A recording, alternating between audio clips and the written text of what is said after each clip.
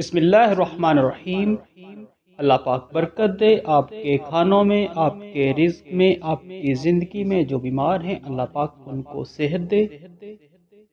आप देख रहे हैं हमारा YouTube channel Bilal Rajput food. इस चैनल पर हम बहुत सारी वीडियोस, बहुत सारी रेसिपीज लेके आते हैं सिर्फ आपके लिए, और आप लोग सपोर्ट करते हैं। दिल की गहराइयों से थैंक्स और शुक्रिया।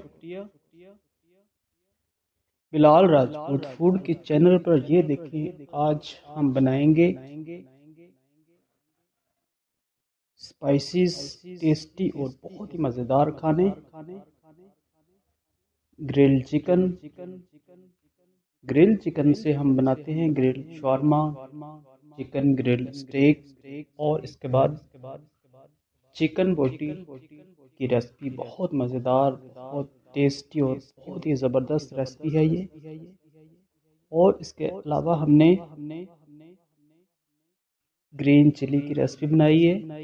ये सारी रेसिपीज आपको बिलाल राजपूत फूड के चैनल पर मिलेगी। आप लोग बिलाल राजपूत फूड के चैनल को विजिट करें और देखें न्यू रेसिपी और बहुत सारी वीडियोस। विजिट करें बिलाल राजपूत फूड। मिलते हैं एक नई वीडियो, एक नई रेसिपी के साथ। तब तक के लिए अल्लाह हाफिज।